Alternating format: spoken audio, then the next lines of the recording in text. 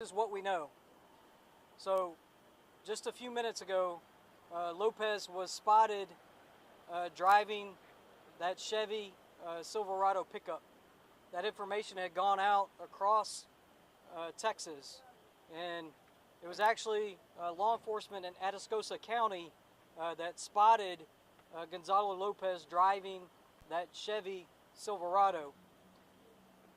At that time, they trailed Gonzalo, and then ultimately the tires were spiked on that vehicle.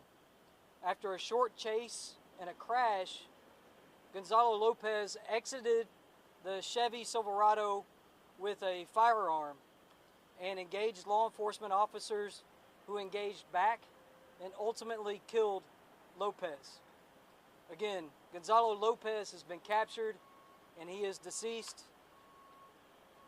Any other questions? What time did this happen at? We believe that this happened probably about 30 minutes ago or so. Any law enforcement officers struck? Fortunately, no law enforcement officers were struck. It's my understanding he fired several rounds at officers and was armed with an AR-15 and a pistol, and I believe multiple officers engaged Lopez, ultimately shooting and killing him. What was the law enforcement agency? I don't know exactly. I know it happened in Atascosa County, and I believe the name of the town is Journeyton. That could be a mispronunciation by me, but it's in Atascosa County, and that's where the ultimately Journeyton, is that correct? Is where ultimately the interaction took place. Do you Where have do you any believe you got information the on AR-15 from? It's an assumption at this point, but given that he was in the vehicle that was taken from this residence, it's likely that those firearms came from this residence.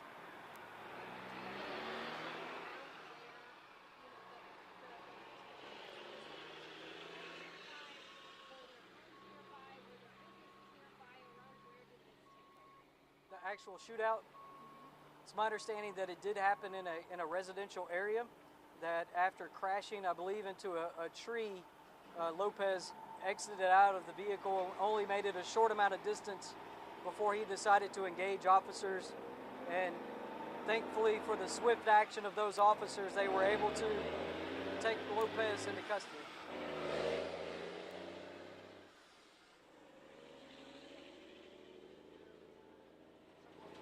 Say, oh, I saw the truck, or do you know yet, like, how it kind of originated?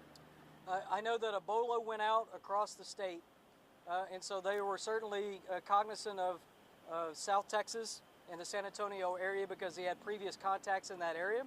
And it's our understanding that law enforcement spotted that vehicle on a roadway, and the license plate matched the bolo, and so that's when they began to tail Lopez in that vehicle. Ultimately, that vehicle was spiked after a short chase in which Lopez crashed out and decided to engage law enforcement officers, and those officers very swiftly shot and killed Lopez, bringing this whole ordeal to an end. What weapons did he fire? I know he had multiple weapons, but did he use all of them? I don't know specifically what weapons he used, but I do know that he was armed with a rifle and a handgun. Where does the investigation go from here now that he's deceased? Sure, so it's something that the Texas Rangers will be leading up that investigation, along with our Office of Inspector General, who will be closely involved in that investigation. And were you guys able to find any of the clothes here that you have on when you left with us? I can tell you that they're still at the scene at this moment. So Lopez is deceased. Law enforcement is there. They're processing that scene as we speak, and so there's some information that I just don't have at the moment. I do want to take a moment, though, and really thank law enforcement. Leon County Sheriff has been extraordinary and continues to be. Our partners at DPS, the Office of Inspector General, U.S. Marshals, just so many different law enforcement agencies contributed to this, and just very thankful for all of the support that they have provided. And I'm thankful that this came to a resolution in which Lopez did not harm anyone else. As a leader, what's your reaction that this man is off the streets? I can just tell you that we are very saddened that the murders happened, but I will tell you that we are breathing a sigh of relief that Lopez will not be able to hurt anyone else. Will TDCJ be adjusting their protocols to ensure that nothing like this happens again? As I said earlier, we will conduct a serious incident review.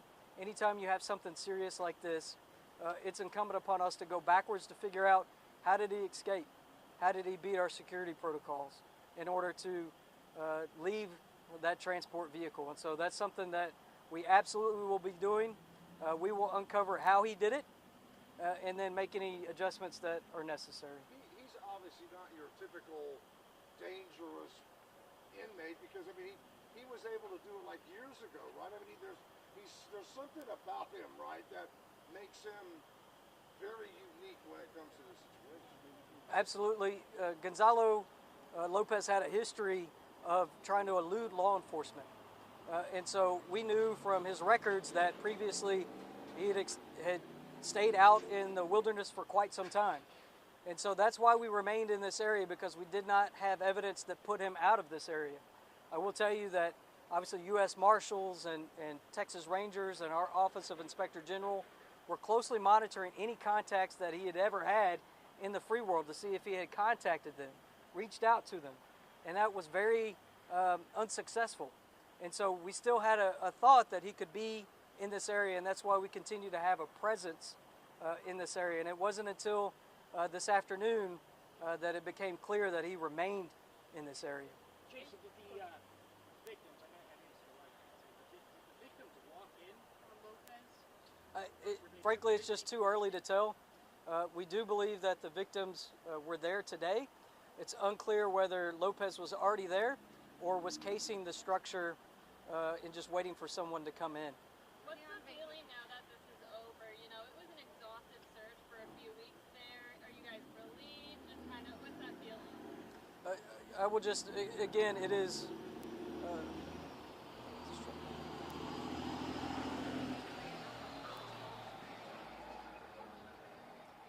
I will say that this is an absolute tragedy.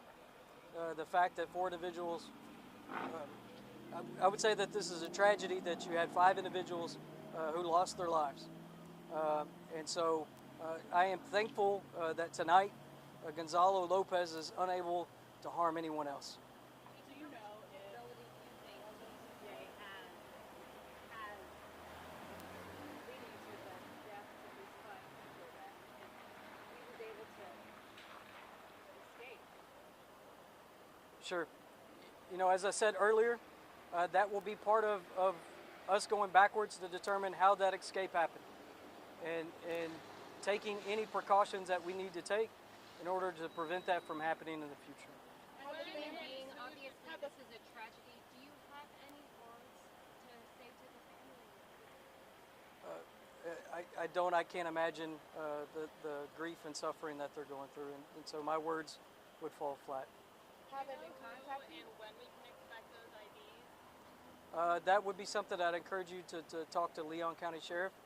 Obviously, this has happened in their jurisdiction. They're working closely with DPS in order to process that crime scene. So I would expect that the sheriff likely would release that information and not TDCJ. What are some things that TDCJ possibly learned, and could we see that you all move to the inmate who has been on the run for 11 years now and kind of exhaust the efforts that were on this one for Lopez to try to find that inmate? I assume you're talking about Busto Diaz. Yes, sir. So, and I'll just speak to that. It's something that we don't ever stop. We don't rest.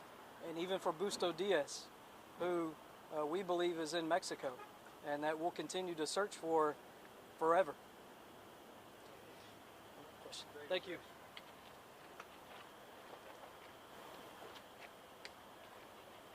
So we can confirm Gonzalo Lopez has been shot and killed in a shootout with law enforcement and is now pronounced dead. Thanks for watching KX News at 10.